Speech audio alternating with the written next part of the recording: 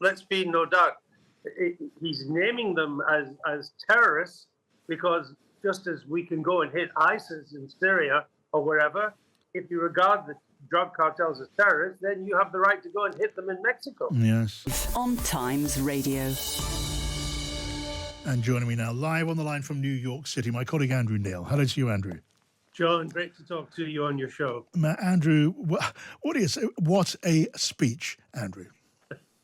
Well, I began by thinking this isn't really an inauguration speech. It's more like a State of the Union address where you list your achievements and then everything that you're going to do.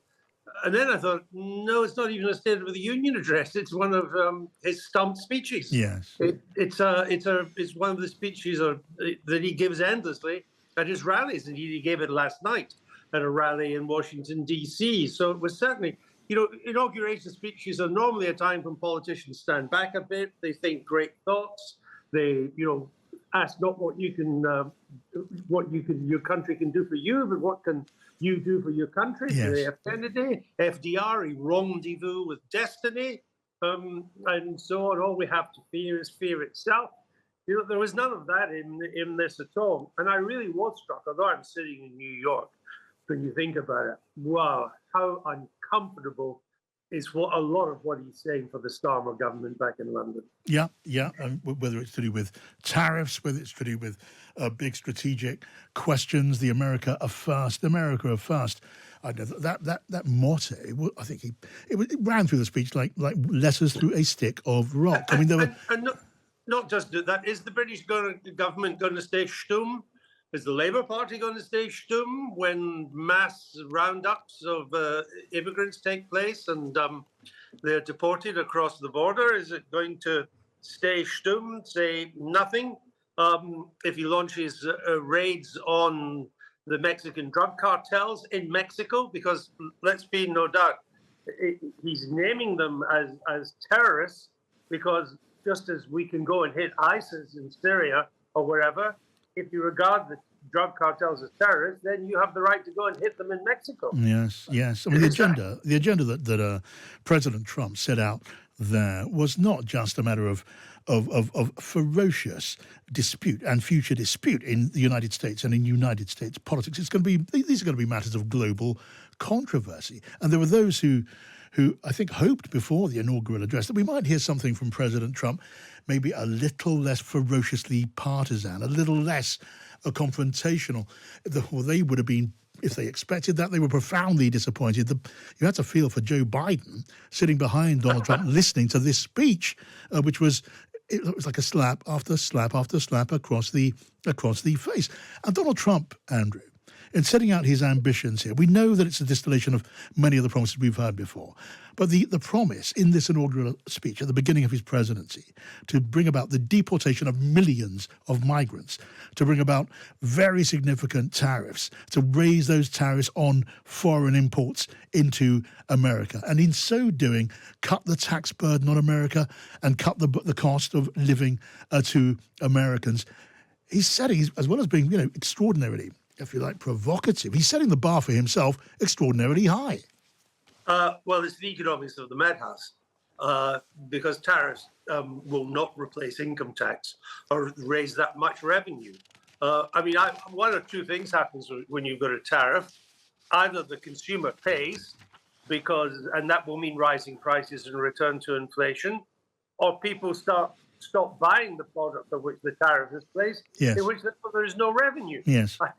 Either way, it's a lose-lose. And as I was discussing this with some economists here in the United States, this idea that it's, say, China that pays the tariff. Yes. So you send 100 Chinese widgets to Los Angeles, but to get them in, China has to pay the tariff. No, the importer who picks up the widgets from the Los Angeles Port Authority, they're the ones that pay to release them. Yes. And of course, they then pass it on to the American consumer.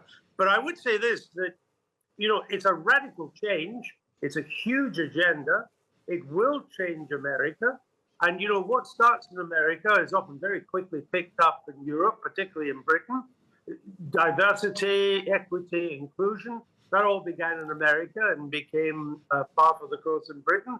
If he's rolling all that back now, who knows that these social changes will not also be rolling into Britain quite soon as well. Yeah, I mean, as you say, the economic question marks over the policy we've heard distilled today, they are quite enormous. I mean, there are those in the Republican ranks who insist that it would be possible by the imposition of tariffs on imports into America to pretty much abolish income tax. I mean, it ignores the reality of what a trade tariff is. And on the question of the woke agenda, he set that out again in capital letters, chiseled into the rock of maybe Mount Rushmore, where he hopes to take his place in due course, of taking on wokery in all its forms. And we know the agenda behind that, Andrew.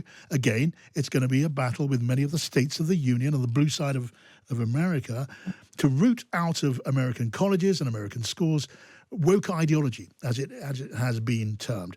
Those equality and inclusivity offices which promote that teaching and recruitment and all of that sort of thing. It is suggested they're going to be deprived of federal funding altogether.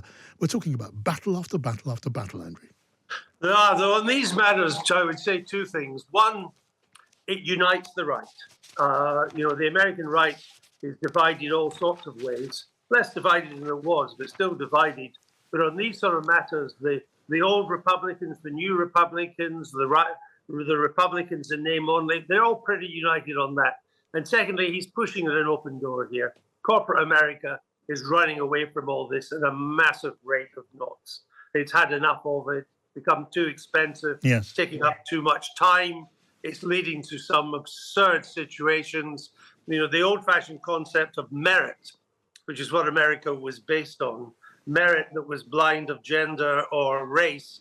I think that is a popular theme in the United States that he will cotton on to, and the Democrats in the end will go along with it because it's going back to that again. So in some things, he's pushing, he's going with the grain. On other things, he's going to create a massive row